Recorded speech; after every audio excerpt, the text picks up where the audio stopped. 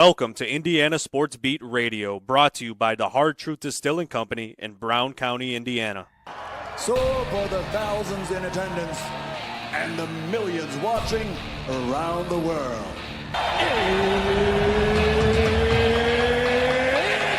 time! 3 on the way. Oh! It went in! It went in! And Indiana wins the ball game! Know your role and shut your mouth, you jabroni! Float game for the win! Ayler's gone. Goodbye. Touchdown, Indy. Woo! IU. America. They got a football team now. Pretty simple. I win. Google me. You know that I'm the cream of the crop. Now, from the Hard Truth Studios, here's Jim Coyle. Hello, sports fans. Welcome aboard to another edition of Indiana Sports Beat Radio on this Tuesday. I hope everything is going well for you and you're having a good day. Mike DeCourcy from the Sporting News, Fox, and Big Ten Networks with us as well. Mike, how are you doing? How's your week starting? I'm doing well, Jim. I happened to attend a baseball game played by your favorite team Monday night at the best ballpark in America. Not the best team, but the PNC Park is a great place to visit. We took my brother-in-law to see his team, the Pirates, lose again for his birthday, which is Wednesday. And Deborah wore her red sweater, stood out in the crowd, and we enjoyed our evening. Well, that's all you could do. It's all you could ask of, really. Go out. That's what it's supposed to be. Go out and have a good time. Hope for the win, but a lot of 162 games, so I guess it's a lot less of a chance of getting a win when you go out to the ballpark. But it's supposed to be just a fun time.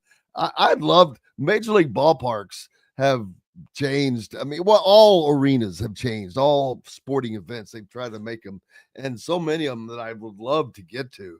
I've been to Great American. It's okay. I mean, there's nothing special about it. It's a nice arena. Right. A hell of a lot better than Riverfront Stadium. I'll tell you that. But Yes. yeah, but there's some really nice stadiums out there that they've built, and throughout all of sports, it's funny how the mindset has changed into, oh boy, really catering to the fans and trying to make them comfortable, make them spend a little more money. But yeah, it's but everything changes. That's part of life, right? Yeah, I think that in the past there was just build something that's functional. I mean, when I was younger, probably before your time, Riverfront Stadium, what became Synergy Field, and Three Rivers Stadium were both built within about 6 months of each other. They both were finished within about 6 months of each other, and they were Philadelphia's better stadium too, right? Right, and they were very cold. They were functional because you could play both sports there, football and baseball, and you could have the same home for both. You move a few things around, and it worked for both. But they weren't very inviting. They weren't very. There wasn't much charm to them, and the new era of understanding that with all the games on television, if you want spectators to leave their home, you have to give them a experience that they can't get just watching the television, and that's what you have now. And as I mentioned, the PNC Park is just a beautiful venue. It's got great charm and a great atmosphere. It's not obviously the best team in Major League Baseball, far from it, but it's a beautiful place to go to a game. And there are lots of things to recommend about Great American Ballpark. It just, I didn't understand why they went against the grain when they built it. I think they felt like the idea of the old-timey ballpark with new amenities had been played out, but I think they missed a window there when they designed a park that just doesn't have great charm. It has a lot of great amenities. There are some terrific things there. The 4192 club is really nice. I've sat in the seats that give you access to that. There's another place behind home plate where you can. I don't remember exactly what they call it, but some of the lower level box seats get access to a nice lounge there. Out, in the concourses, there's great different concessions and things like that improve your experience. And the construction of the banks with the various restaurants and clubs and bars and such that took forever to finish, well past the construction of Great American. But now that that's all done, it's a great game day experience in terms of just going down there and being in that atmosphere, and then ultimately being in the game. And if you go to Great American Ballpark, they haven't ripped your brick out of the ground yet, which the Pittsburgh Pirates did in this offseason. I don't know if you heard about this story, Jim, but when they opened it, they sold a commemorative brick that you could have installed in the sidewalk outside the ballpark. And I had one. And what I had on there was the nickname that I shared with my father as a way to honor him. He had passed away a decade earlier. And so I just we put that on. And this, in the off season, they decided that the bricks had become uneven. And so they needed to fix the sidewalk. So instead of finding a way to repurpose the bricks, it would have cost them, but you could have redone it all and put the bricks back in place, or B, telling everybody, look, we have to tear these up because it's not safe. Now, they didn't do that either. They tore them up and threw them in a dump. It's true. They tore them up and threw them in a dump. So last night was the first chance I had to walk on the sidewalk they used to replace my brick, and that of thousands of other Pittsburgh area citizens. Wow. They should have at least given you the opportunity to come down and pick your brick up. Yeah, they should have, but they did not. There were lots of different ways they could have handled it, and they took the Pirates. How you could be in that business, Jim, and not understand what the reaction would be like when people found out what happened. It is just beyond me. I don't know how you can rise to that level of decision making in a not only a public facing business, but one in which passion and involvement is a huge part. It's not like where I buy my meat is one thing, or where I buy my Teddy Grahams. I don't have to have a great emotional investment in the store. I just go what's closest and what's cheapest. But you don't go to a baseball game because it's close and cheap. You go because you have a affection for the game or the team or whatever. And they just totally missed on that. I just don't understand. As I mentioned, they have not done that at Great American Ballpark, where my wife has a brick because she was the public relations executive, as I think I've mentioned before, who coordinated the opening of Great American Ballpark and the implosion of Synergy Field. So her brick is still in place because the Reds know how to handle their public. That's one thing they do very well. I'd like to see them get a little more power in the middle of their lineup, but at least they know how to deal with the public. Yeah, I'd say that's a lot better public relations than that just sucks. You would think that, but common sense just doesn't seem to play in a lot of times. It's just out the window, out of the window. College basketball is about to be really, the changes we've seen have been all kinds of things, the transfer portal, NIL, but there's another change coming, and that is a wave of European basketball players that is going to be hitting college. And it gets me thinking that there should be a rule like they have in Europe where they allow only 2 Americans on a team.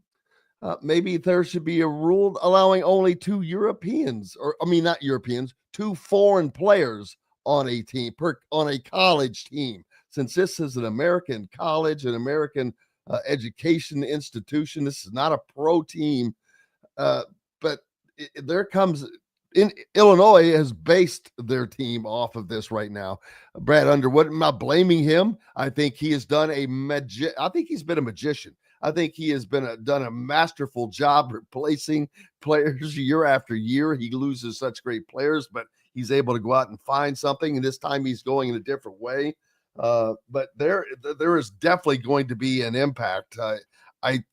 Let's see. I read this in The Athletic. The agent for Joker would never normally talk about college players, but he had 70 meetings at the Final Four. It's his past Final Four, and expects to represent between 35 and 50 college basketball players. He's see the men's basketball from Serbia, the North American basketball. Yeah, they're coming, and they're coming quickly because this guy knows that there's money to be made, and it's all about the money, and that's strictly because of that, and it's going to change the game. Well, it certainly does. It has the capacity to. I mean, it depends on how successful they are. There's nothing inherently superior about the players coming from Europe to play in Division I. They have to prove that they're as good or better or whatever. What there does seem to be an advantage of sorts is that many of them have played in professional leagues for a period of time. That's not the advantage. The advantage is they've played for a period of time and are now at ages that customarily would be a college graduate age or a senior age. And I think there's a question about if you're entering NCAA basketball at age 22, having played in Europe for 3 to 4 years, and you may or may not have played at a high level or whatever, but you played there. What are you?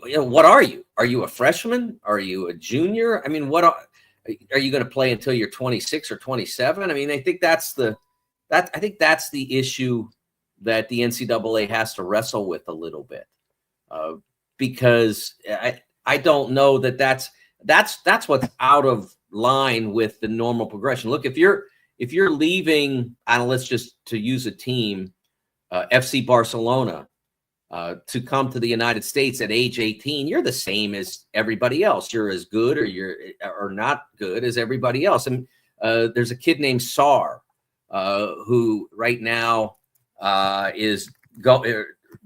or very soon, his first name is Dame, or I don't know exactly how he pronounces it, Dame, and his last name is Sarr, Sarr. And he played in the Hoop Summit game last month in Portland, Oregon, against the best of the United States. And he was among the best players on the floor. Boozer was in that game. Many of the other top American prospects were in that game. AJ DeBonsa was playing for the United States in that game. And this Dame Sarr was playing for the international team, the world team, and he was terrific. But he's only 18 years old. Now, he's so good that he's been a part of FC Barcelona's primary team. And they are one of the best teams in Spain, one of the better teams in Europe. And he's played at that level. But again, if he comes to the United States, he's coming to play college. He's coming at an age when most college players are entering NCAA basketball. So that seems, for lack of a better word, normal. But the oddity is when there are guys who are playing their first college games well into their 20s, and how will the United States and the NCAA grade them for lack of a better term. Where are they when they enter NCAA basketball? Well, I guess if they've been playing in a league or whatever, they haven't gone to school per se, so they'll probably enter as a freshman. Now they may only have the intention of playing 1 year. Yeah, I was going to say most of them are probably not looking at 4 years anyway. Right. These guys, because they've all been mostly playing professionally, to be honest with you. I mean, these guys are, but some of these teams are smart enough to do it. Not just Illinois, and who had 2 first rounders last year, and now they got both the Visich brothers and some other players. But Louisville, Kentucky, Purdue, is this what gets Purdue over the line to get to a national championship? Because they just never, the way that the old school style of playing is not going to get it done. But Matt Painter's added some players, and one of these European players, I don't know if that's going to be enough to get them over the line to get that. But these are top teams, and they know what they're doing. So it's going to be interesting to see if it changes the game. Like European players have definitely made a mark in the NBA, and they even have their own step, Mike. The Euro step. Yes.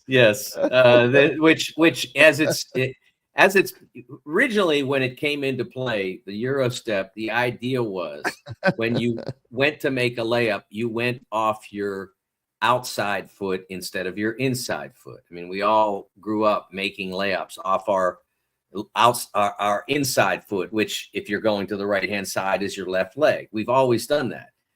The idea behind the Euro step was to go off the right leg on a right-handed layup, which throws the defender off. When then eventually it just became take 2 steps, and that's a Euro step. I mean, I don't know how that happened, but it did. It's a travel. The way it just is. I watched Chet Holmgren in a game last week against Denver. He came to a stop with 2 feet together at the foul line. And okay, so so now you've got a pivot foot because the ball is up. You've got a pivot foot. It's one or the other. If you decide that it's your right leg and you reach your left leg forward, as would be typical for a right-handed player, okay, that's cool. So that's your pivot foot. And if you can make a layup from there, and he may be one of the few humans who could, fine. It's a layup. But he didn't. He took a step with his left leg and then with his right leg, and then he scored. And they said, okay, that's fine. It's never been legal in the history of basketball, but now it is. Yeah, it's funny. But now, so it's going to be interesting to see how it changes, how it affects the game.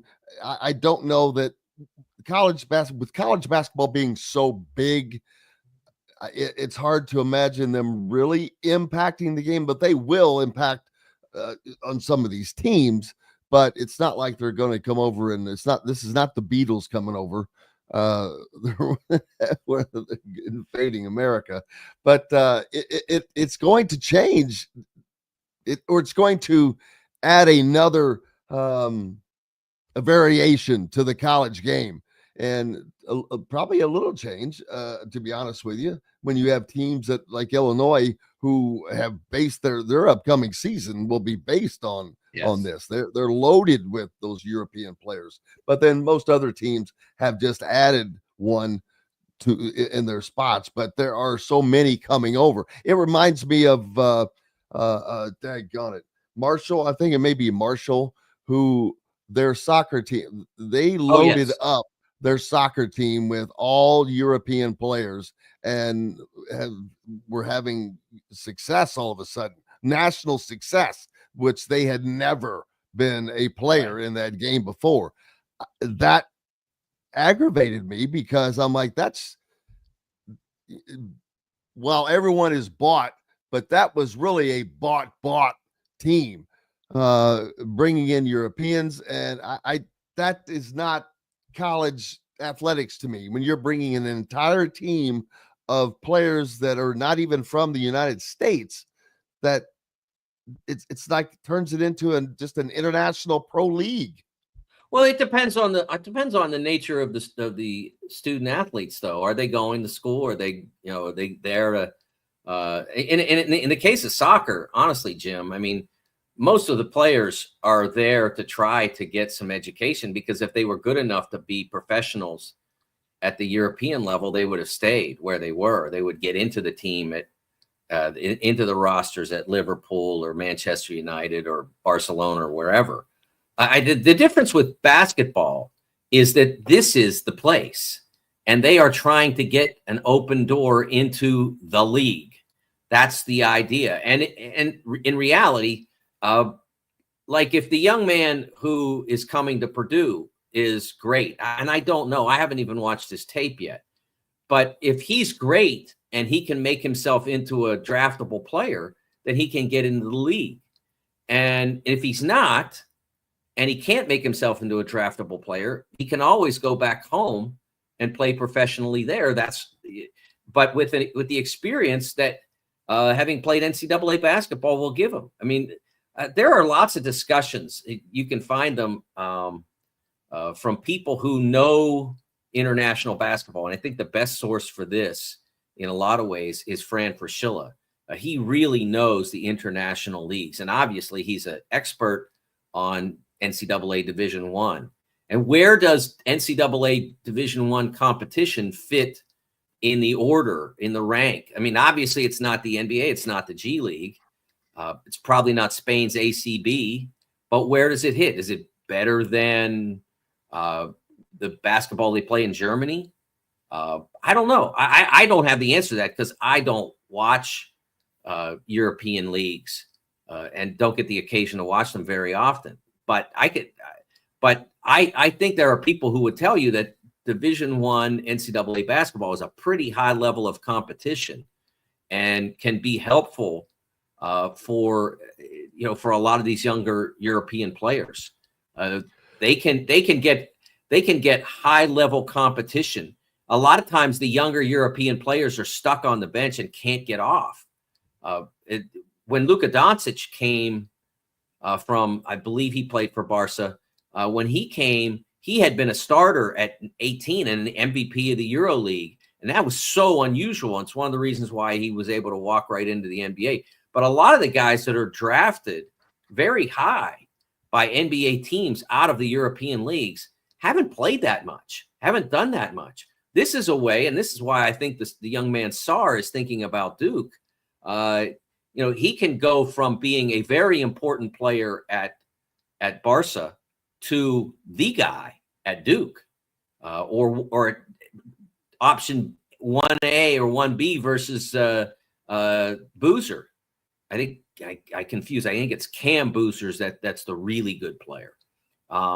And so that gives him an opportunity to play in that circumstance and get better and get. There's something about having the opportunity to be a star, Jim, that makes you better. Stardom is an acquired. It's something you learn, just like you learn jump shooting, just like you learn ball handling, just like you learn boxing out. Being a star, being a first option, is a skill, and you're unlikely to get that at 18 in many in many European situations, but you're very likely to get that if you're gifted at an NCAA Division I program. Mike DeCourcy from the Sporting News with us here at the Hard Truth Distilling Company studios. Lots more coming up. Back with it all right after these messages. Andy Moore Honda is Bloomington's #1 Honda dealer for a reason. Buy a new Honda and get a 3-month break from car payments. That's right, no payments for 90 days. That includes the all-new, all-electric Honda Prologue, and you get it for just 0.9% financing. Or the 2024 Honda Ridgeline Black Edition or the Honda Accord LX, both for just 1.9% financing.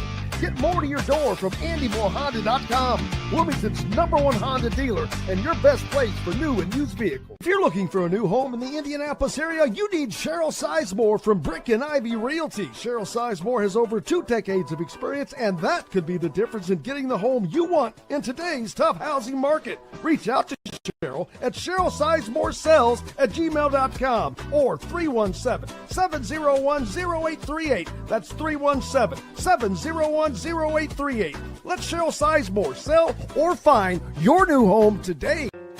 Located on 325 acres in beautiful Brown County, Indiana, Hard Truth Distilling Company is the biggest and the best craft distillery around. While Hard Truth is already known for producing internationally awarded whiskeys and spirits like Hard Truth Sour Mash Bourbons, Sweet Mash, and Hard Road Rye, as well as their cinnamon vodka and the always popular Toasted Coconut Rum. Hard Truth Distillery offers so much more.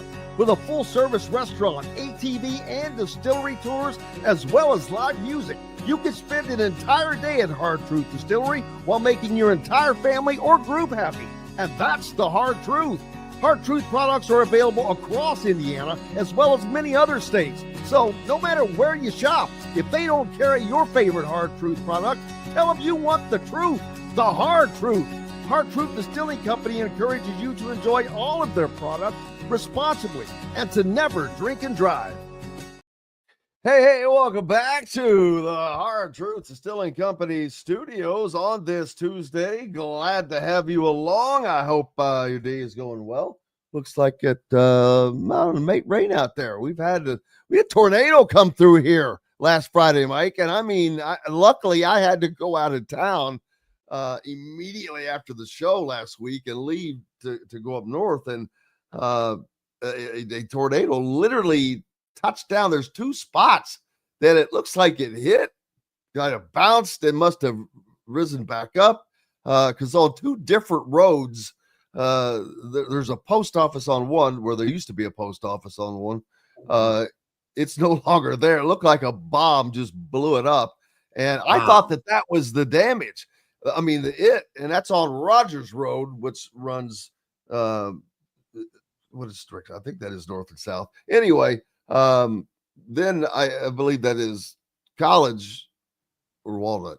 Anyway, it runs into town as I would take into town, and I was driving up the other day. I'm like, what's this? I'm like, oh my God, there was a billboard. It looked like you had taken a paper clip and just twisted it up.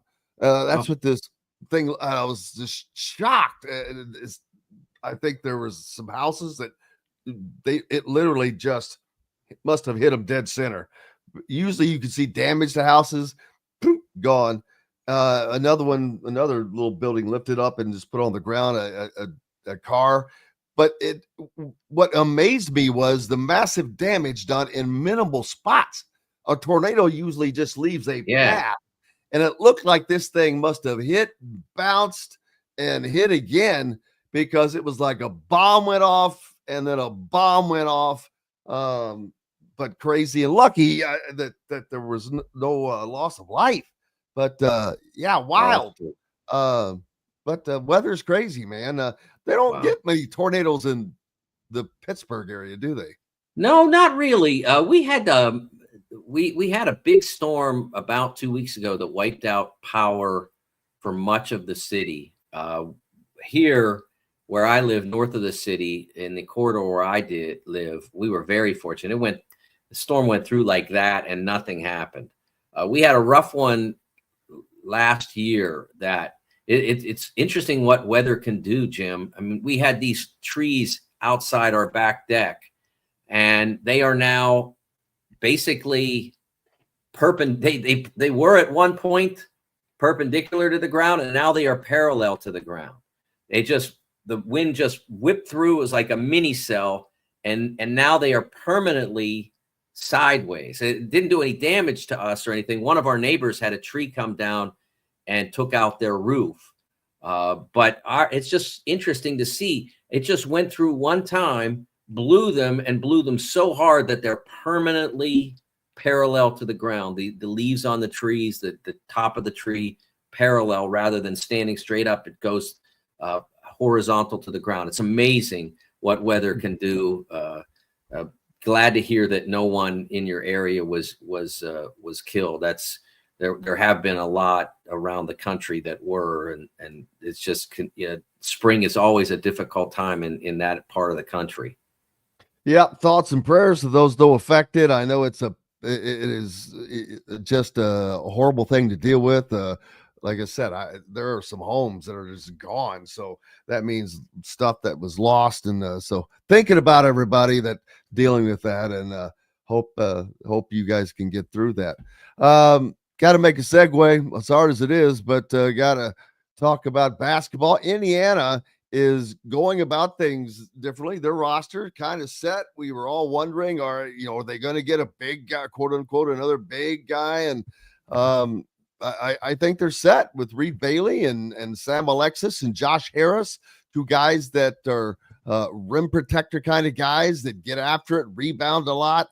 And the offense is going to be very different, one that moves a lot more, that has more spacing, that is more tempo, a lot more shooting.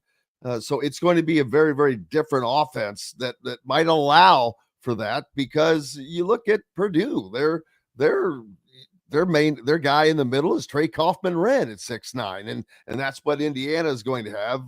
Reed Bailey is 6'10", but he can also stretch the floor, so it'll be a little different. And then with the Sam Alexis, Josh Harris, but then you got a wealth of wings. So I'm interested to see how this plays out, man. It ought to be fun.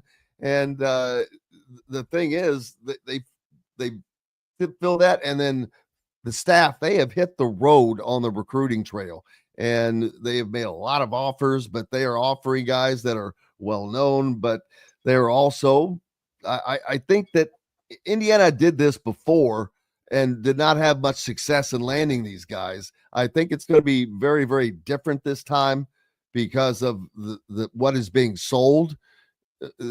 Indiana's offense was so limited previously, and you knew what it was. And now Darren DeVries can tell a guy, hey, this is your role. This is what you'll be doing, because everybody does have a role. It is going to be a much more team dependent on 5 guys instead of 2 so much as it was. So I think it's going to be a lot of fun for the Indiana basketball fans. Well, I think offensively that they're going to shoot the basketball as well as any Indiana team has in a long time. They've got a wealth of guys who can hit from the perimeter, and they can do a lot of damage from out there. You mentioned Purdue, and I think that's an apt comparison relative to the front court, because after Daniel Jacobson was hurt last year and lost for the season after basically playing about 15 minutes or so, if that, maybe 15 minutes of an exhibition or whatever it was, he did not, he did not contribute at all to the Boilers in the 25 season. And if you asked Matt Painter in February or early March, he would tell you that the one concern he had with that team was that they just couldn't protect the rim. And that's something that he understood was a limitation for them, and they needed that. And I think that's a likely problem for Indiana. But think about it. Okay, so Purdue couldn't protect the rim, so their ceiling was the Sweet 16. Let's say, and almost maybe they could have played in the Elite 8.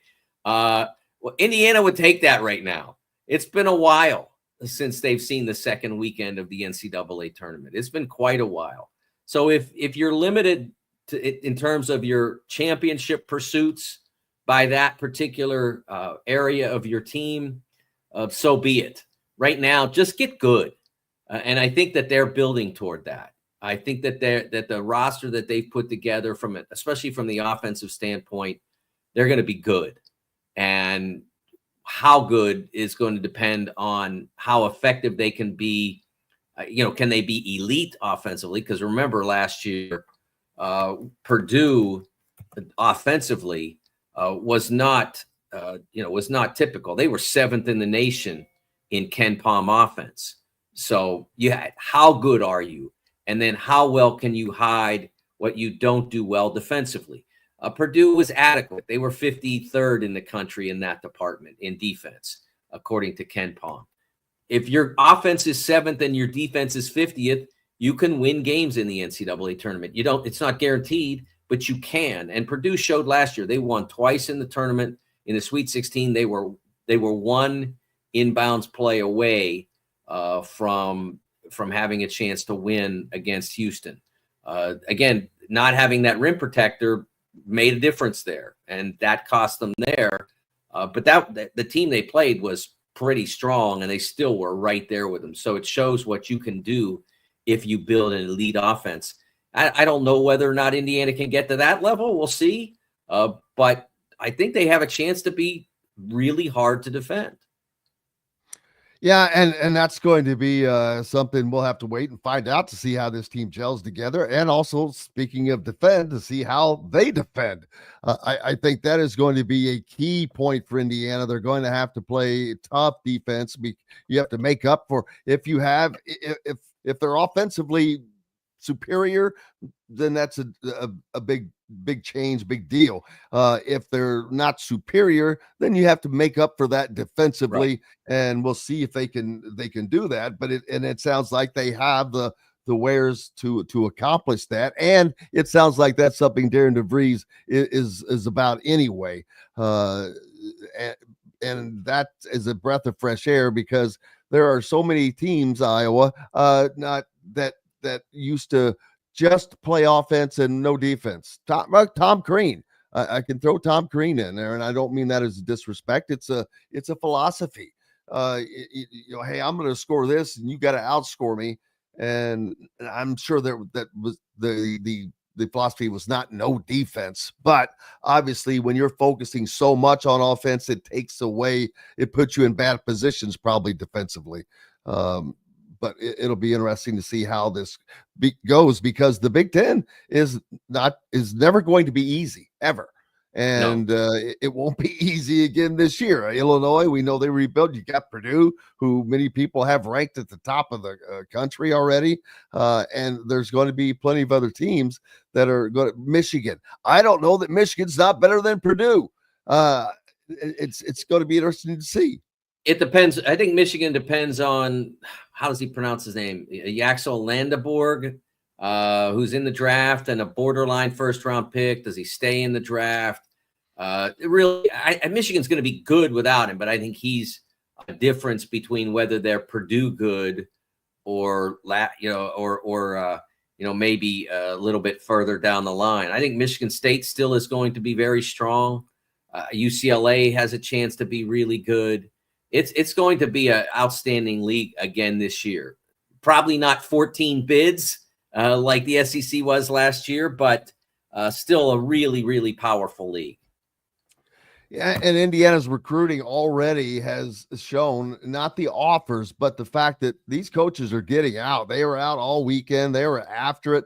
Darren DeVries is leading the charge, which is something that Indiana did not see before, and I think it's going to make a difference. But how much difference does it make in this in high school recruiting? Because you're not really, if you're going after these elite guys, are these guys that you expect to be around for 4 years, which no one is really going to be around for 4 years.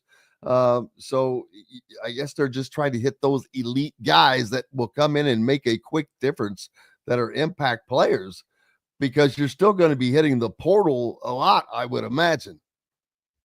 Well, I've pointed this out during the Final Four, Jim. You need to build your program on both fronts. And early on in any coach's tenure, the first place they're probably going to need to go is the portal, because that gets you the opportunity to get really good fast.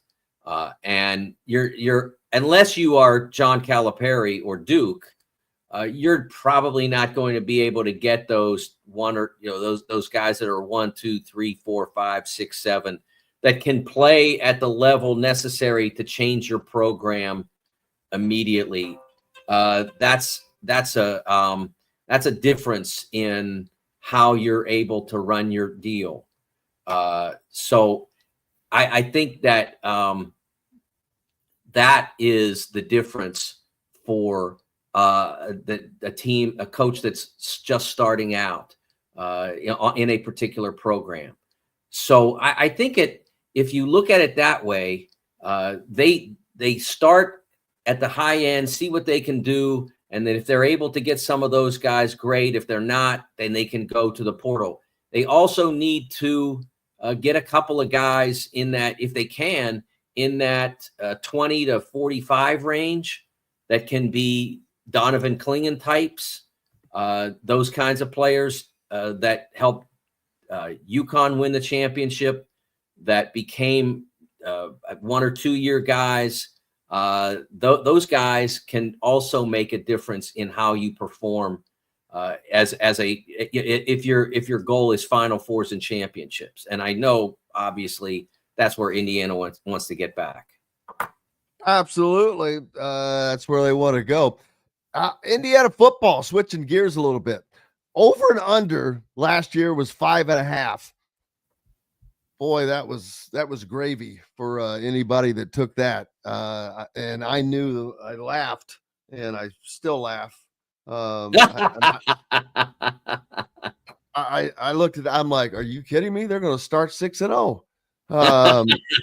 And I legitimately felt that, and because normally I would not do that. That's not something that I would do, but I was like, oh, hell yes. They're giving free money. You got to take it, right, Jim? That was a lifetime. My only regret is not being smart enough and courageous enough to make it a serious bet to where it would have paid. Although it took 4 months for that to happen, and I'm thinking you could have just bet a win-loss damn game and made the same amount of money. But Indiana football now, the over/under set for this year, Mike. Yes. Mike DeCourcy from the Sporting News with us. 8.5. Indiana has only won 8 games like 7 times in the history of the program, something like that. And so for their over/under to be at 8.5 is another. I hate to use the word crazy because it's not crazy anymore. But it is just mind-boggling. They are legit, and they are back again. This is a team that I have said that I think is a better team than they were last year. The record might not reflect that because their schedule is a hell of a lot tougher, but they are a legit team, and the Big Ten is tough. I saw a thing yesterday that Urban Meyer says the Big Ten has passed the SEC, at least at the top. It may not have the depth, but they passed them at the top. Maybe so. They pulled in the last 2 national champions. But the Big Ten is also starting to increase depth. You've got teams like Illinois and Indiana that were not doing it, but now are not only doing it, but they're doing it at the CFP level. Illinois is ranked in the top 10 right now. Iowa is going to be a team that's tough. UCLA getting better. What USC going to be like? I don't know. But UCLA has Nico Amalevin, and they've got Tino Sunseri from Indiana as their offensive coordinator now. So a lot of differences, but Michigan, Ohio State, the mainstays. Penn State ranked number 1, I saw by some people. So it's going to be a fun time. But I'm so looking forward to football. And for Indiana football fans, this is something they probably never truly had, and that is looking forward to a season that is, at worst, they're going to a bowl game. A bowl game is not even, to me, a consideration for this team. I think that their bottom is 8-4 at worst, and so it's just crazy to see the change that has happened in a program that was dead for pretty much its existence. Yeah, I think that what Kurt Cignetti has done is phenomenal, but I do think that there's the need to do everything that you're saying this year, like do worst case 8-4 or do better case and contend for the playoff again. And if he does do those things, then then you're talking about, at that point, people really believing in the program, not just taking a chance on it, but believing in it. And I think that opens new doors that Kurt hasn't already been able to open. And there aren't many, but they're out there. And those are the doors that make the difference between being a first round team in the playoff and talking about winning and advancing. So we'll see what happens. But I do think that what he's brought to Indiana football, hey, it's always been a nice place to go watch a football game. Bloomington's one of the great college towns in America. Yeah, you could have moved about. You could have chose any seats you wanted. Exactly what I was going for there, Jim. Exactly what I was going to say. You could pick your seat. You could stretch out a little bit. If there would be nobody in front of you, you could put your foot up on the seat, all that stuff. It's not like that now, but it's still a beautiful place to go see a college football game. And you have a chance to have a second consecutive significant season. And that's really exciting. And it's going to be a long 3 months before the ball gets kicked into the air for people who are excited about that. But while you're waiting, Jim, you got tomorrow night, you got the chance to watch the Indiana Pacers play for a spot in the NBA Finals. The series coming up against the Knicks will be a lot of fun. I've loved watching the Pacers. You know, Deb and I left Cincinnati and we took along the Reds, and when we left Indiana for back home, we took along the Pacers and the Fever, and not a much better time to be a Pacer and Fever follower than there is than right now. Both franchises are doing wonderful things. Yeah, the Pacers are legit a shot to get to the NBA Finals, but as are the Knicks. So this should be a fun series to watch, and it is a kind of a defining series for the Pacers.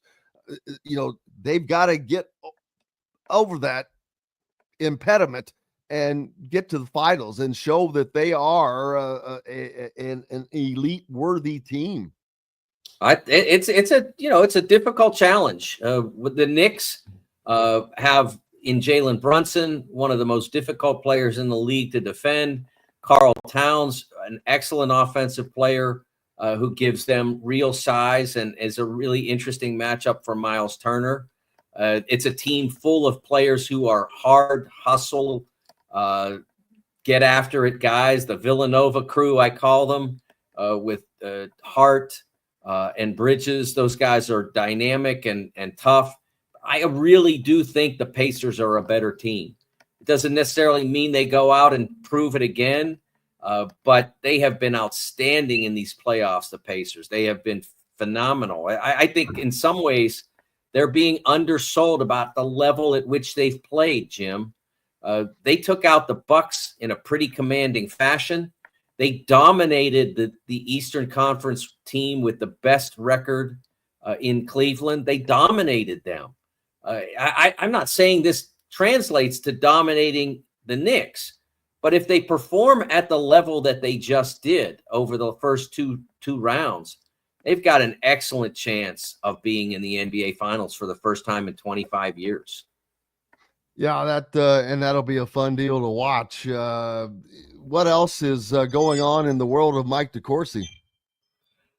Yeah, I other than that, I'm working on some long-term projects, but got a column coming out tomorrow about this NBA season and what I think it portends for the future and why I think that's a positive for the NBA.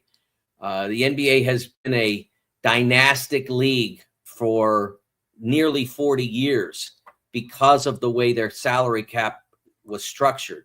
The introduction of what they call bird rights before the cap was even put in place turned it into a dynastic league.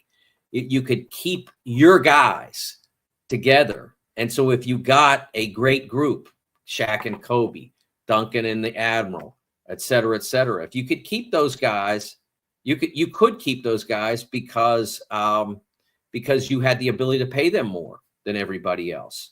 And that turned the league in a particular direction. I think the way they restructured the salary cap is changing it back into a direction of egalitarianism, so to speak, where everybody's kind of got a shot if they do it right.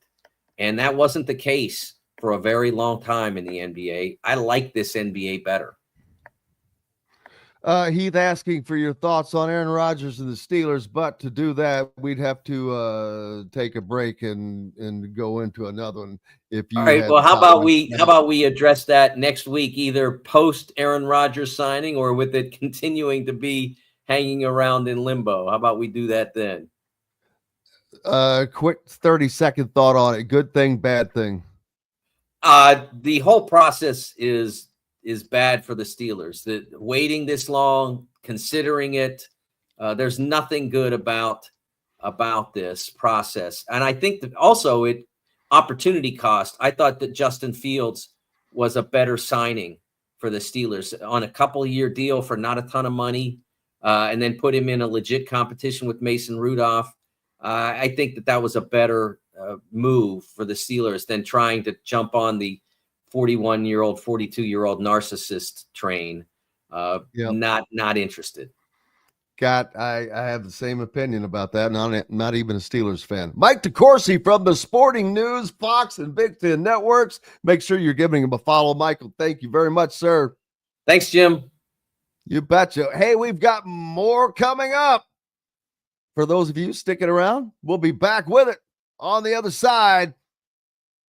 Know a team or group needing a fundraiser? Boost Fundraising raises more money faster and offers the most unique and user-friendly online fundraiser in the nation. Your team receives personalized fundraising pages for each team member. Free team-branded promo gifts shipped to each donor. Boost Fundraising does it all. Sports teams, marching bands, charity causes, and community groups. Go to boostfundraising.com and be sure to enter the promo code COYLE, that's COYLE, to receive a discounted fundraiser.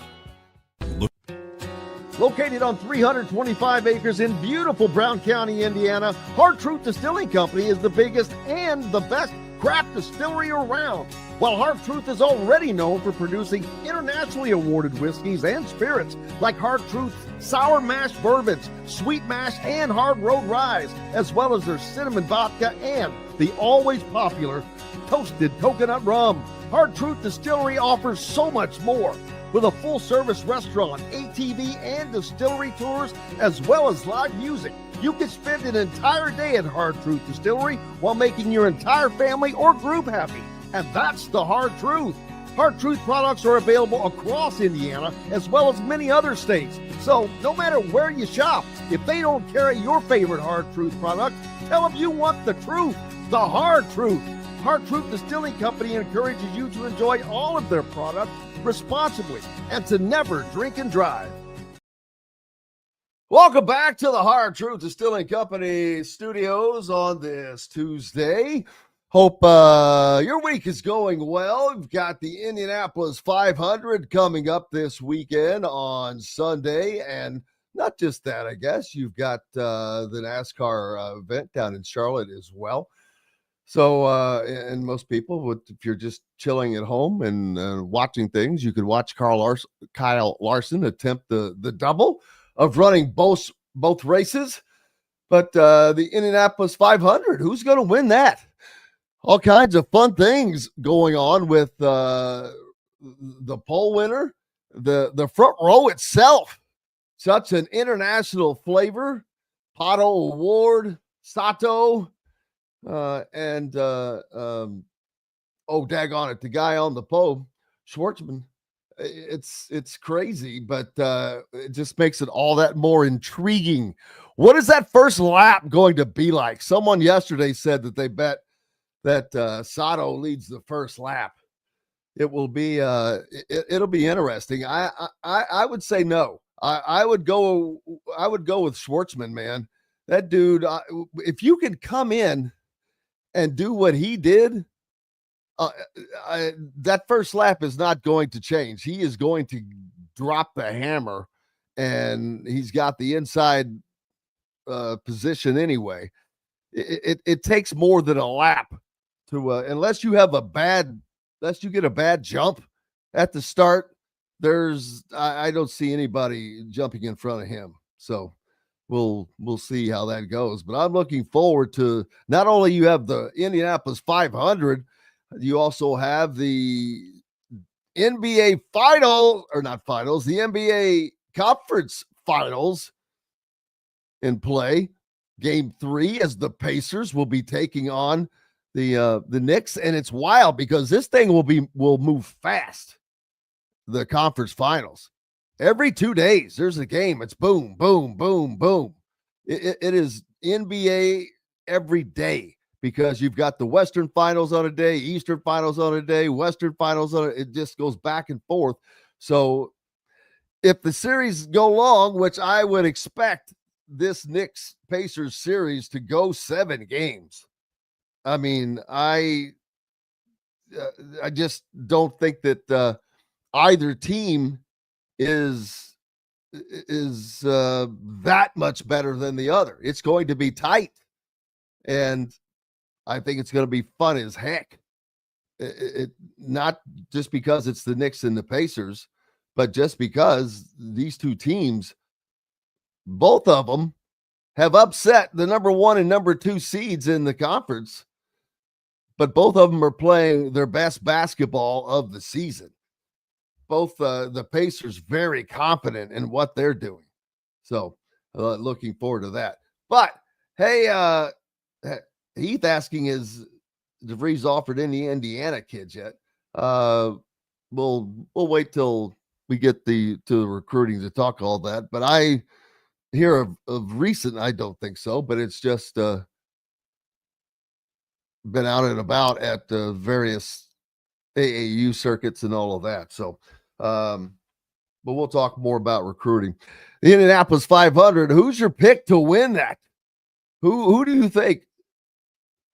You still have Joseph Newgarden, which he's not in the back like I thought he was going to be, but just on row 4, so that's not a big deal making up through that kind of traffic. The guys on the front row, doesn't really matter in the big scheme of things. It comes down to strategy, pitch strategy, position, track position, experience. Schwartzman has no experience. Dusty Benner says Newgarden will be starting last, so that is the case. Now, when I had Greg Rakestraw, he said that he would not be. Did something happen in the interim that I missed to force that? So,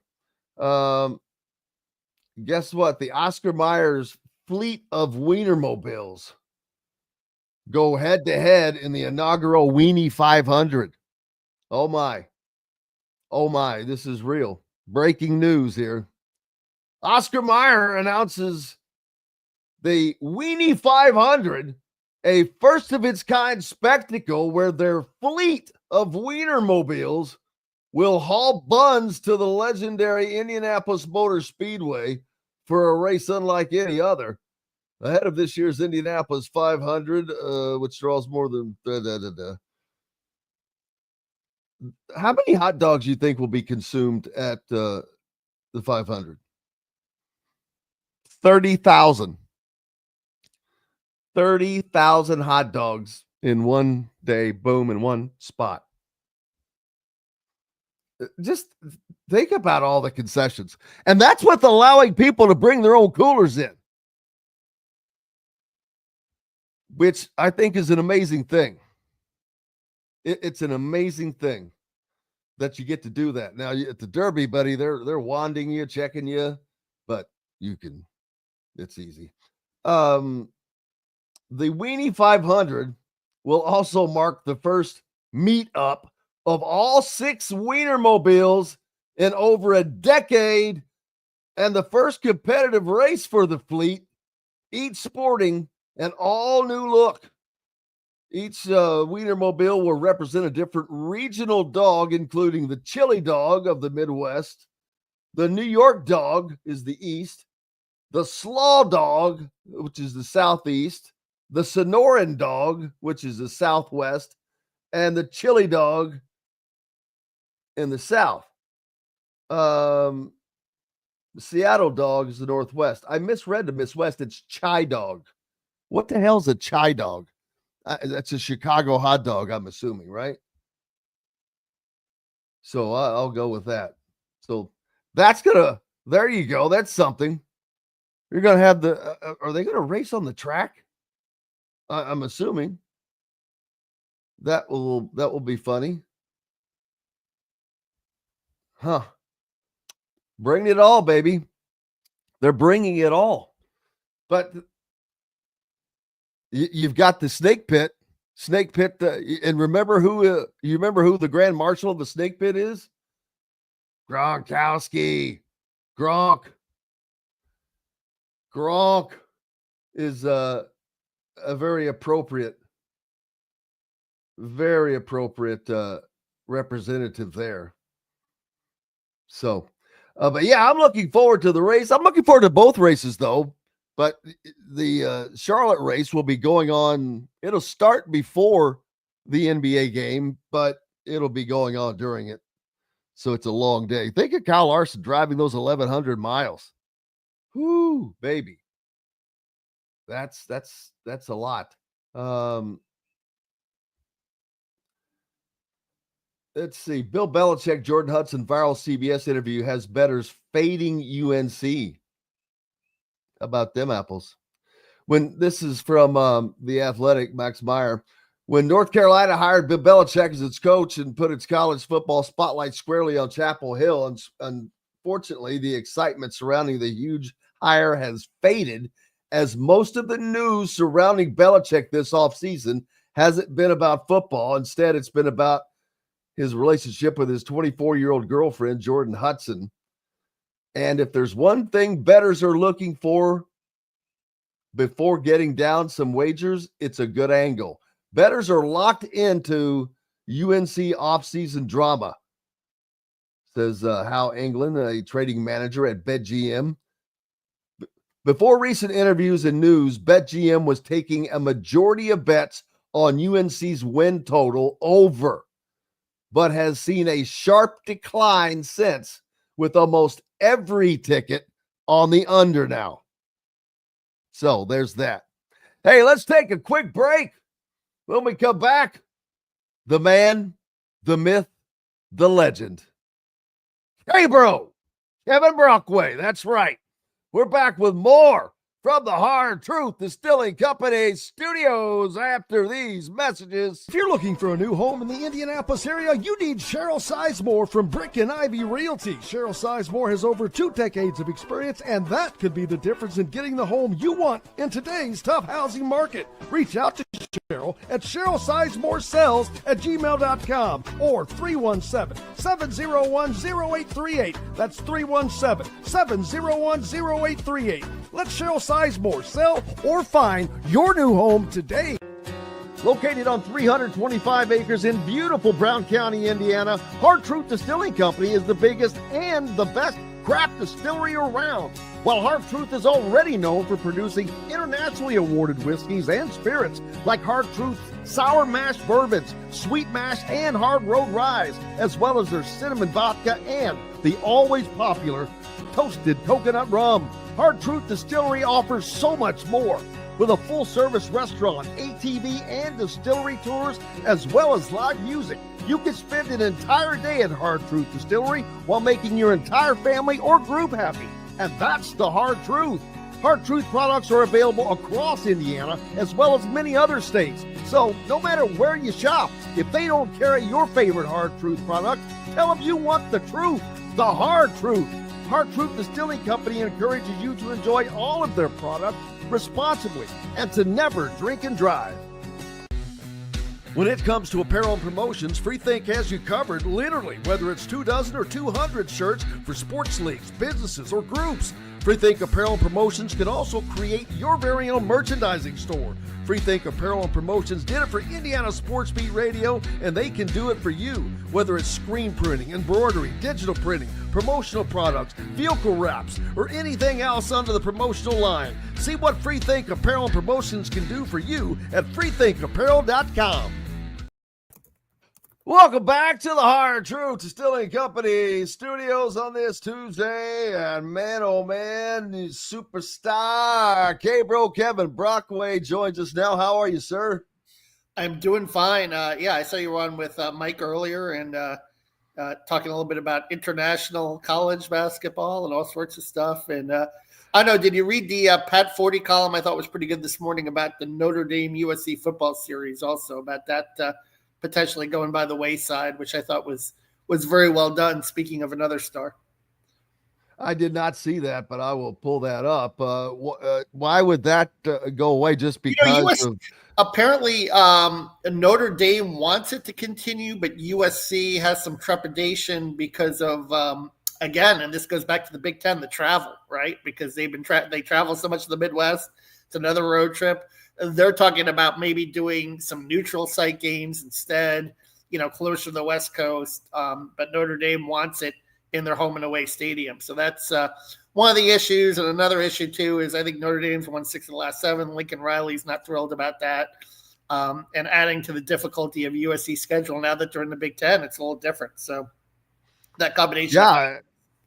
I mean, we've seen a lot of big time games go by the wayside and it's not fun and we don't like it, but there's not a lot you could do about it, to be honest with you. And at the end of the day, Forty blames conference realignment. He is on the he's been on that train of, and it's personal to him because his daughter was at Stanford. But the implosion of the Pac-12 conference just kind of bewilders him. The fact that, college sports let it happen, getting rid of all those rivalries on the West Coast. I think what happened was, USC and UCLA were probably tired of the lack of revenue streams or playing in, a lot of pro markets, right? Because I went to San Francisco for the Elite Eight and Sweet 16. And look, they don't care much about college sports out there. Yeah, that's the problem too, though, because that's a problem that hurts UCLA, USC, and the NIL fields. And I don't know if I would assume that they're making up ground there. And one would think that it would be a lot easier for them to make up grounds because both of them have tons of well-known alumni and of the sort, and they have to have tons of alumni that we don't even know about that are wealthier than God, probably. Yeah, it's interesting with the city schools too, and you have that with, Miami here. You do have, the big city boosters down there, but I think what Florida has, say, compared to Miami, is Florida has the whole state because the majority of the people that live here are Florida graduates. The majority of Miami, Miami's a smaller school. It's like 9,000 undergrads compared to like 50,000 for, Florida, which is a flag state school. And it's a lot like probably Indiana there, maybe compared to a school like Louisville or Kentucky and Louisville. It's just a different dynamic when you're in a city. So you get those big city boosters, but you don't have the state. I mean, here, a lot of the Florida grads control citrus, agriculture, banking. So there's a lot of big money that the University of Florida can draw from in terms of, its NIL support and its alumni base. And it's been fun to watch college football as it is morphed, but all sports, but no sport like I think college football has really, because of the difficulty of of getting this thing to be a much more parallel sport, and it has, and it's fun to me. Of course, Indiana's a part of that. I mean, you covered Indiana, how poor of a program it was, and now they're the opposite. Man, they're on the tip of everybody's tongue. They're shooting for a back-to-back college football playoff appearances, and they have a legitimate shot at that. We're in a bizarro world where Florida basketball is winning national championships and Indiana football is in the college football playoff. I mean, it's interesting. But the Kelly School of Business, right? Mark Cuban. You've got some big time alums there. The Cook family. It's there's money to be had, I think, everywhere. In terms of a lot of these big flagship schools, and It's just a matter of how you mobilize it. And with the House versus NCAA settlement coming and the $20.5 million coming there, the revenue sharing, how do you break down the revenue? Georgia has already said 75% football. Florida's not going to disclose it. I don't know how Indiana is going to do that. Everybody's going to do that. There's no way you can't do it. If you have a football program, you have to put the money into football because that's where the money comes from. More than 75% of the money is coming from football. Yeah. They're getting 75% of it. So I have no problem with that. My question is that going to equalize things even more? But since NIL is still out there and separate, and on top of this, programs that like Texas, who have generated an alleged $40 million payroll, that's without the House settlement. Think about this, though. It's interesting with the Big East Conference, for example, that doesn't have football, right? What kind of advantage are they going to have with this in basketball compared to Florida? It's very interesting. Yeah, in basketball, the money, they're going to be getting a ton more of the money. And does that carry over? I mean, I think that's why we saw Kevin Willard be willing to go from Maryland, from a Big Ten school, to a school that doesn't have football. I think he went there with purpose because of that. Richard Pitino to Xavier too. Yeah, very similar. When you think about it, schools are going to be, guys are going to be going to the Big Ten. Maybe that's why a guy like Greg McDermott stays at Creighton, because he can see that advantage coming. So it's going to be very interesting to see how that materializes. Over the next few years. So it's nice to get a few shout outs there. I appreciate that. Cabro in the house. I like that. But your ears should have been burning a couple of weeks ago. I sent you a text that you did not respond to, by the way. I'm sorry. Steve Wiltfong, I think, was on maybe. We were talking football. Who's actually, isn't there an On3 guy that lives in Gainesville? Andy Staples, your buddy Andy Staples. Okay, Andy Staples was on. He's a good egg, Yeah, it was Andy, rather. Andy was on, and we were talking about you and your prowess at the karaoke mic. Oh, yeah. Andy has seen me in action. Yeah, my crazy days in my 30s when we were both starting out on the beat. Andy's a good egg. He's a good man, and very well connected, and really. He took that opportunity at Sports Illustrated and ran with it, and then obviously went on to On3, and he's doing some remarkable work. So it was amazing to see him kind of grow and develop from the Florida beat to where he is now. He's done a remarkable job. Absolutely, and glad to have him. Fred asking, does Big East Butler have a football team? You know what? That's a great question, because I know they used to.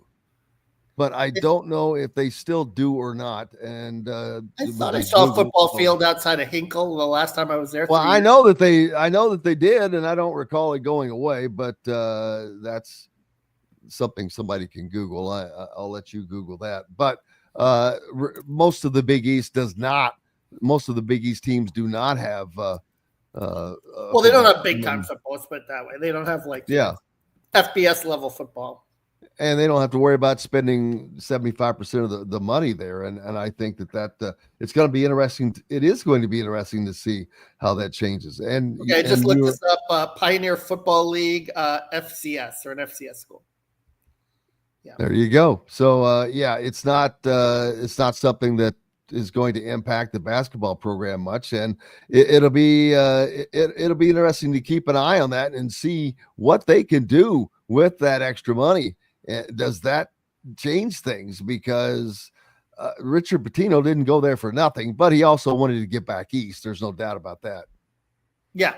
And I think, that works well for him in terms of that situation. But, as far as Butler is concerned, Thad Mata, right? He's there, and it's going to be that's a very competitive league, the Big East. And, Dan Hurley, I think, them getting Caravan back too is going to be pretty big. And Another thing I guess we haven't touched on is the ex-skater Sam Alexis coming up there. Now, Sam, well, I was going to bring that up. I didn't know how long you could stay, but I was thinking about doing another segment and talking about that as well. But Sam Alexis, a former Gator, that now on Indiana team. He was on with us not last week. And he's a guy that is going to be considered one of the rim protectors, a guy that can work around the rim, not tied to it, but because Indiana is going to have a different offense. Reed Bailey at 6'10" is in there, but can also stretch the floor, so he's not going to be tied to anchored to the basket either. Josh Harris, another Florida guy from North Florida, though, but. It's going to be interesting to see what this offense can do. Sam is more of a, he's good back to the basket. I liked his post moves early in the year, and sometimes he tries to face up and shoot threes, and I'm not quite as in love with that aspect of his game as I am when he plays down low, and he rebounds too. He's tough. He's got some toughness to him. I think what happened was, he had that ankle injury in February against Mississippi State, the same time the Condon went down. You know what? Let's take a break, if you Okay. don't mind. Let me take a break to keep this on track, and we'll talk about Sam Alexis. Yeah. You've got the man, K-Bro, Kevin Brockway from the Gainesville Sun with us, formerly on the IU Beat as well. Much more coming up from the Hard Truth Distilling Company studios. Right after these messages. The ISC Sports Network is your home for sports content across the Hoosier State. Find us live on TV and streaming or archived on our website and our app. The ISC is your one-stop shop for the content you want to see, including high school sports, college sports, and other great events throughout the year. Subscribe to our streaming service and get access to it all. ISC. Local lives here. Know a team or group needing a fundraiser? Boost Fundraising raises more money faster and offers the most unique and user-friendly online fundraiser in the nation. Your team receives personalized fundraising pages for each team member. Free team-branded promo gifts shipped to each donor. Boost Fundraising does it all. Sports teams, marching bands, charity causes, and community groups. Go to boostfundraising.com and be sure to enter the promo code COYLE, that's COYLE, to receive a discounted fundraiser. If you're looking for a new home in the Indianapolis area, you need Cheryl Sizemore from Brick and Ivy Realty. Cheryl Sizemore has over 2 decades of experience, and that could be the difference in getting the home you want in today's tough housing market. Reach out to Cheryl at CherylSizemore@gmail.com or 317-701-0838. That's 317-701-0838. Let Cheryl Sizemore sell or find your new home today. When it comes to apparel and promotions, Freethink has you covered, literally, whether it's 24 or 200 shirts for sports leagues, businesses, or groups. Freethink Apparel and Promotions can also create your very own merchandising store. Freethink Apparel and Promotions did it for Indiana Sports Beat Radio, and they can do it for you. Whether it's screen printing, embroidery, digital printing, promotional products, vehicle wraps, or anything else under the promotional line. See what Freethink Apparel and Promotions can do for you at freethinkapparel.com. Welcome back to the Hard Truth Distilling Company studios on this Tuesday. K-Bro, Kevin Brockway with us, and we could not be any happier. K-Bro covers the Florida Gators, who coming off of a big-time national championship run. Todd Golden had not even won an NCAA game, and this is a team that was made up of guys that most of you had never heard of before this started happening. And that's kind of what Indiana is looking like, Kevin, a team that of a lot of guys that people are not familiar with.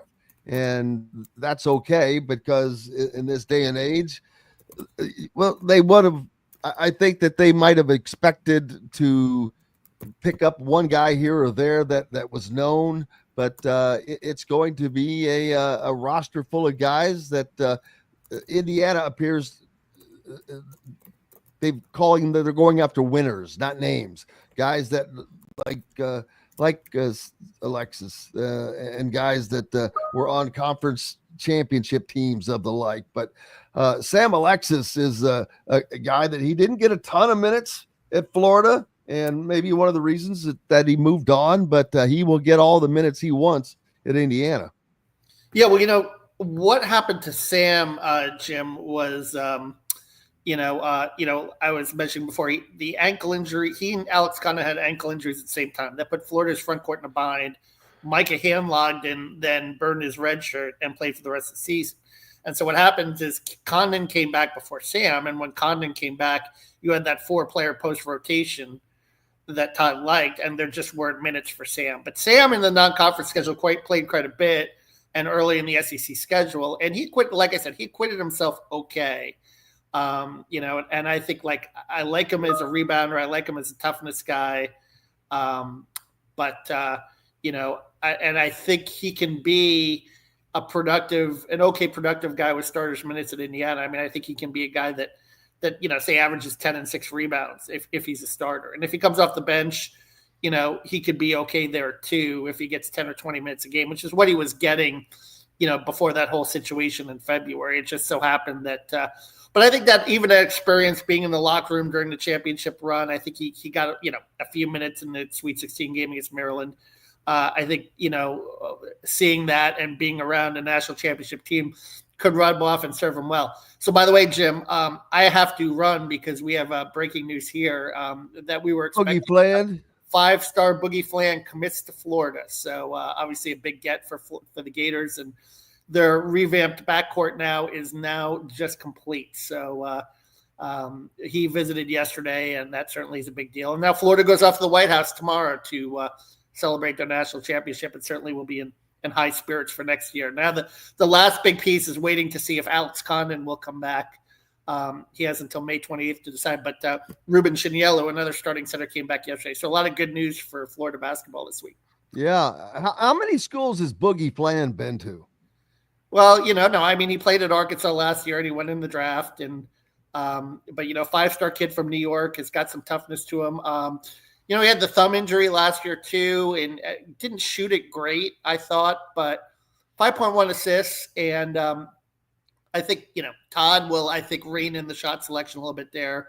And I think he's going to be a good fit here. What does Florida look like coming back?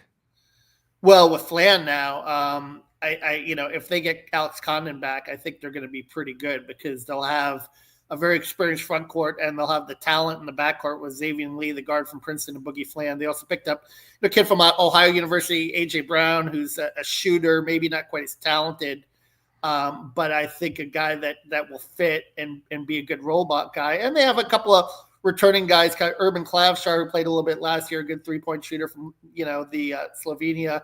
And then also AJ Brown's younger brother, Alex Brown, who's a rising sophomore, who they're very high on. They think that could be a developmental guy and play a little bit off the bench this year. Todd Golden seems to be just a guy ahead of his time from a coaching standpoint. Very young, but man, he does the right things, makes the right moves, sees players, is able to identify talent, all of that. For sure, no question. But Jim, I got to run, and I wish you and the audience well, and sorry the timing didn't work out where I could stay on longer.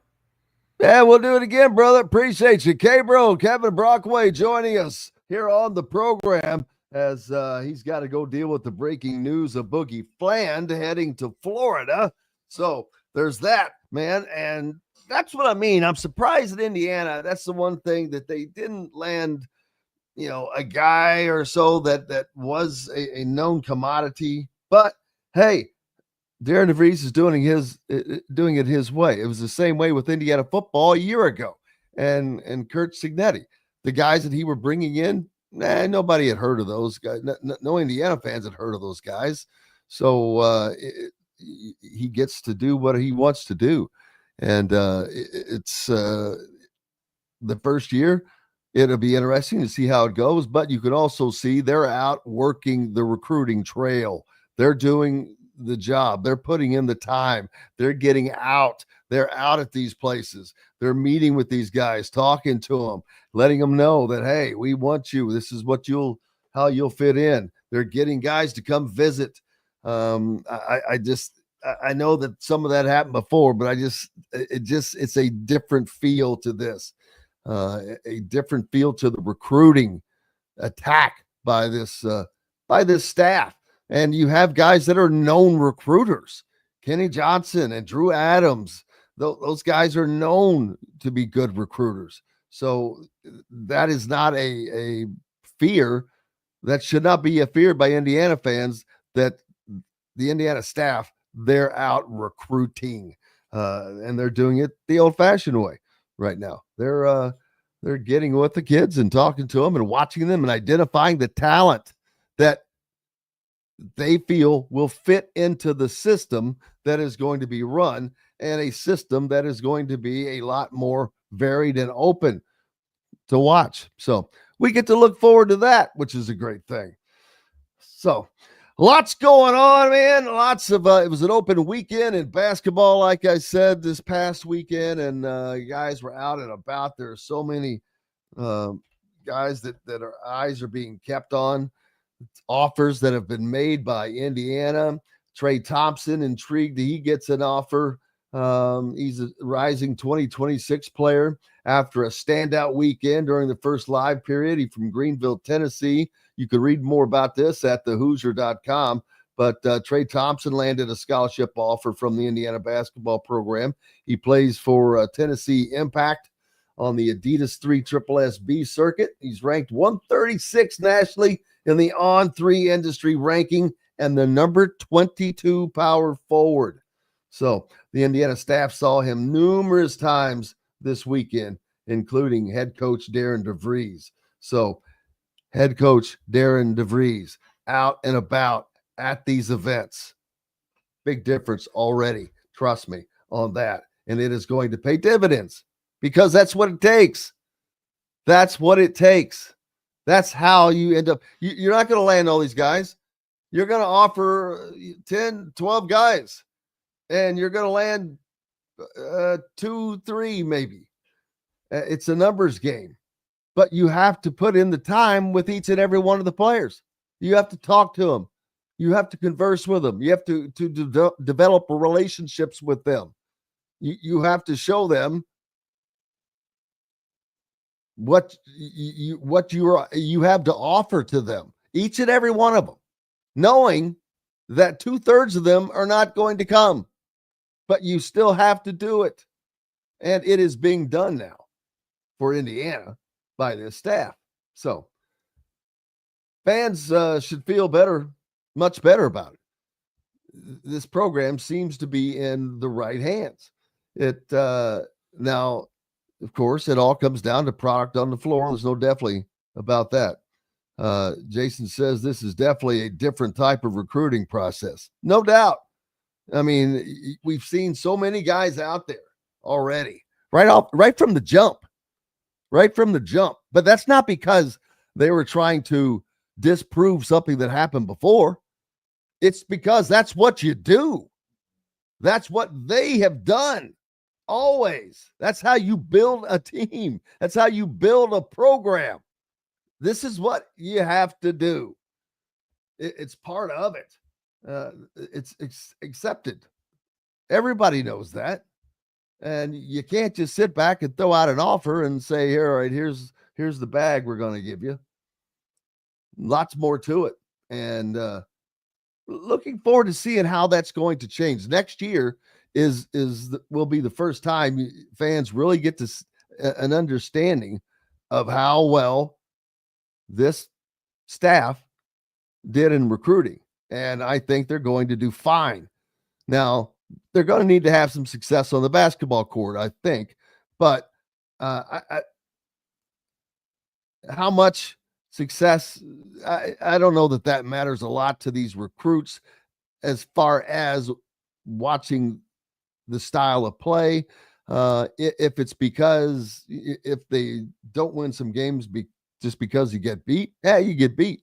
But it's the style of play they'll be looking at. And, oh, wow, I could fit in right there. Oh, wow, that's where I can help. And that's exactly what these coaches will be telling these guys. This is where we need you. This is what you could do for us. This is how we were going to use you. These are the opportunities that you would have. So, 5 said Coach Essier just nabbed a good player for LSU. That's good. Good for him to see. And not doubting them, but it just was not done that way at Indiana. They didn't happen. They did not only did they not land guys, they lost guys that they should have gotten. There's no way that they don't land Braylon Mullins. Why do you, they lost Liam McNeely. Bad. Jalen Harrelson. They lost all the big recruiting battles previously. You can't do that. You can't do that. So we'll see how that turns out next with in-state stuff, because right now we're just talking about talent, and in-state is not going to be it's not as important as it used to be. Now, if you have a Jalen Harrelson or if you have a Braylon Mullins or a Trent Sisley, yes, you want to get those guys, and it's important to get them, in my opinion, because it shows that your program still has that strength within the state, because you're competing against Purdue, Notre Dame, but you're also competing against the schools that are all right outside: Ohio State, Michigan, Illinois, Iowa, all heavily recruit the state of Indiana, as well as many others. So, yeah, that's going to be important to nab the top guy as well. Going to take a quick break from the Hard Truth Distilling Company studios. I hope you're having a great day. We'll be back right after these messages from the Hard Truth Distilling Company studios. Andy Moore Honda is Bloomington's #1 Honda dealer for a reason. Buy a new Honda and get a 3-month break from car payments. That's right, no payments for 90 days. That includes the all-new, all-electric Honda Prologue, and you get it for just 0.9% financing. Or the 2024 Honda Ridgeline Black Edition or the Honda Accord LX, both for just 1.9% financing. Get more to your door from AndyMooreHonda.com, Bloomington's #1 Honda dealer and your best place for new and used vehicles. If you're looking for a new home in the Indianapolis area, you need Cheryl Sizemore from Brick and Ivy Realty. Cheryl Sizemore has over 2 decades of experience, and that could be the difference in getting the home you want in today's tough housing market. Reach out to Cheryl at CherylSizemore@gmail.com or 317-701-0838. That's 317-701-0838. Let Cheryl Sizemore sell or find your new home today. Located on 325 acres in beautiful Brown County, Indiana, Hard Truth Distilling Company is the biggest and the best craft distillery around. While Hard Truth is already known for producing internationally awarded whiskeys and spirits like Hard Truth Sour Mash Bourbons, Sweet Mash, and Hard Road Rye, as well as their cinnamon vodka and the always popular Toasted Coconut Rum. Hard Truth Distillery offers so much more. With a full-service restaurant, ATV, and distillery tours, as well as live music, you can spend an entire day at Hard Truth Distillery while making your entire family or group happy. And that's the Hard Truth. Hard Truth products are available across Indiana, as well as many other states. So no matter where you shop, if they don't carry your favorite Hard Truth product, tell them you want the truth, the Hard Truth. Hard Truth Distilling Company encourages you to enjoy all of their products responsibly and to never drink and drive. Welcome back to the Hard Truth Distilling Company studios on this Tuesday. So glad to have you along. Indianapolis 500 weekend, baby. The flag drops on Sunday. And do we have history with Joseph Newgarden winning his 3rd straight, or Palou has been, he's been flying. Alex Palou has returned to the top of the speed charts Monday at the Indy 500, and he is he might be the guy to beat. He is the point. Greg Rakestraw said this yesterday, but he's the series points leader. He's won 4 of the first 5 races this season. To me, that's amazing. He led at 226.765 miles per hour in the Chip Ganassi Racing Honda. His drivers ran in thick packs on traffic around the 2-mile oval. So that was practice with traffic. A marked contrast from the solo contest of pure speed during the last 2 days of PPG Presents Armed Forces qualifying. Palou will start 6th in the race Sunday, May 25th. So, man, I talked about those storylines. The entire front row, Kyle Larson, Joseph Newgarden, Alex Palou. It's just pick your poison there. It is so much to watch. And this is the granddaddy of them all. And if Alex Palou wins this race, he could literally take off the rest of the season and win the points championship. That's crazy, but it's a fun deal. 500 is tough to win.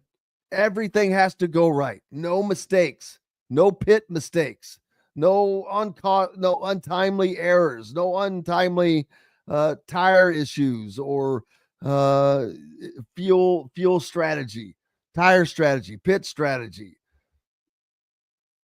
Just all kinds of things that have to go right to win the race. But we'll see. 2-time 500 winner Takuma Sato was 3rd at two. This is another storyline. Sato is a one-off. He doesn't even drive anymore, and he made it to the front row. And he's still not only he's made it to the front row, he was 3rd in this practice amongst with heavy traffic on the track. He's a contender. Be cool to see David Letterman get him a win. Jack Harvey, he'll start 26th. He jumped to 4th in race setup at 226 miles an hour. So it's going to be fun, man. I love the Indy 500. It is a spectacle. It is. Not only is it the world's largest sporting event, to me, it's just one of the greatest sporting events in the world. It is just an amazing thing there's so much history. There's so much tradition that goes into this thing. I mean, from the yard of bricks to the winners drinking the milk, there are so many little traditional historical things that they're just amazing. You go back and you look at the cars they used to run, how dangerous it used to be. And this is the same for NASCAR. Man, you go back in time and you look at some of that stuff, the window net that Indy cars don't have, but NASCAR and any other cars like that have the window nets. Do you know how that came about? I think it was Darlington, but I'm not sure. I'd have to look that up. But Richard Petty came out of turn 4 somehow, and I don't know if he got loose or someone hit him, whatever. Anyway, there used to be a brick wall that separated pit road and the track. It was on the outside of the pit road, and he hit that brick wall. I believe he hit it first on the end, and it just flipped. The car flipped several times, and at the end the car was upside down, and I think you can see an arm hanging out the window, and he looks like he's dead. Obviously he wasn't, but his mom fastened a window net. I forget what she did it out of, but she created the first window net for all of racing, which is crazy but necessity is the mother of invention, right? But yeah, that's how that came about. It was at Darlington, actually. So I was right about that. But if you go back, the wreck is wild. I mean, wickedly horrible. You look like there's no one that could survive it, which was crazy. But he was flying. I don't know. There's no. I don't see a speed, but you know he was going. But yeah, his mom. Let's see, Petty's wife Linda and Petty's brother Maurice. No, that's they hanged them. But there was no blood or gore. Somehow he managed to survive that, like I said. And his mom, I don't know who had the idea. I'd have to read it, but that's how that came about. So necessity is the mother of all invention, as usual. Indiana looking to invent some wins this year. But so is Purdue, so is everybody else in the Big Ten. Who's going to do it? Who is going to be the Big Ten winner in basketball? My prediction, I'm going to predict Michigan. Right now, I'm going to go with Michigan. We'll see how that turns out. But how good is the Big Ten going to be overall? That's going to be interesting. I'm not sure. There's a lot of turnover. Maryland lost their coach. They lost a lot of players. They are not. I do not expect a top year from them. So I think it's going to be some familiarity at the top, obviously, with Purdue, Michigan, Illinois. I don't know what Michigan State's going to be like yet. I don't know what UCLA is going to be like yet. Who's going to be the surprise team? What's Wisconsin going to bring? Always tough. They always just, you see, if you noticed, haven't heard anything about Wisconsin. Heard stuff about Purdue, heard stuff about Michigan, heard stuff about Illinois, lots of stuff about Indiana. Michigan State or Wisconsin, just quietly behind the scenes, doing what they need to do. It'll be interesting to see how Daniel, appreciate you, my brother, very, very much. Hope you're enjoying your day. But it's going to be interesting to see who is the king of the hill. A lot of people think Purdue, this is their year to win a national championship. I don't know what the player that they added will bring. That will be the difference to me, because they're still, even with Braden Smith and Fletcher Lawyer and Trey Kaufman-Wren, that's not national championship caliber talent. They're very good. Don't get me wrong. I'm not knocking them. I'm just saying, to win a national championship, you have to have an NBA level player on your team. First round NBA type. We'll see how that works out. But I still think that Michigan is just going to be a team that is built to win more today. And it's going to be interesting. What does Indiana do? That's going to be the curiosity.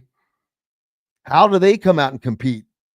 Will Indiana basketball be last year's Indiana football? Who knows? I mean, we're not sitting here thinking that that's going to be the case, but we weren't thinking that for football either. So we'll find out. They may surprise everybody, and that may be exactly what Darren DeVries is looking to do. Take the doubts, take the uncertainty, put it in a chip, and put it on each and every one of his players, and put it on their shoulders and say, this is how you have to play. Nobody believes in you.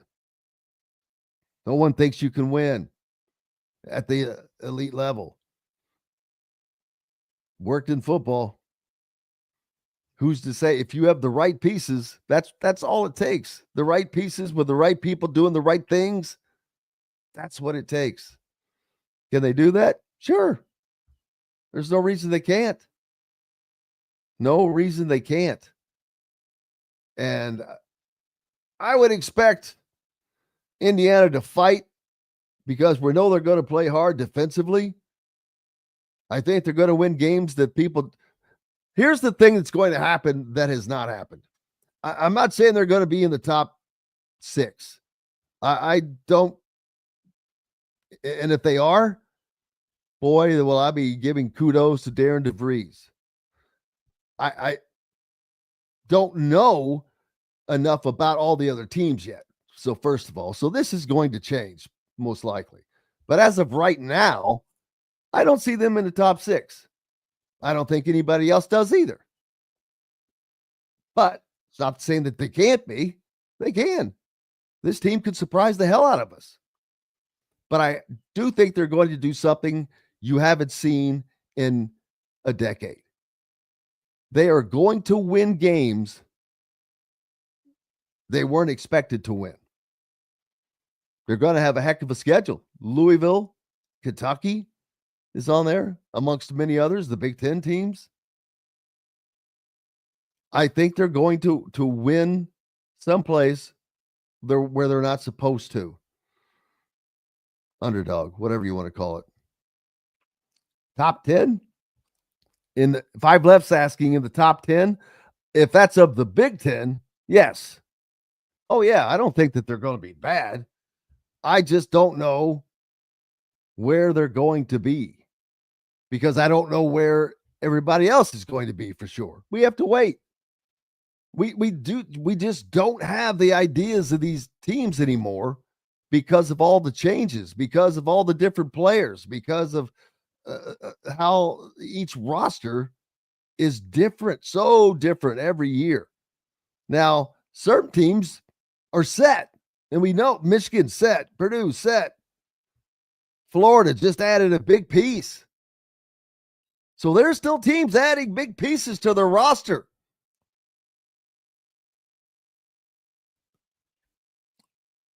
Where does Florida end up? What does the SEC do? Are they going to be able to repeat that season? That'd be something. 5 says Dusty has the blueprint. I am not disagreeing with that at all. He put a team together last year in 1 year that was capable of winning the Big Ten tournament, that led the Big Ten, that had a shot at winning the Big Ten title, that was nationally competitive, that had great pieces. That's why they're my pick to win the Big Ten this year over Purdue.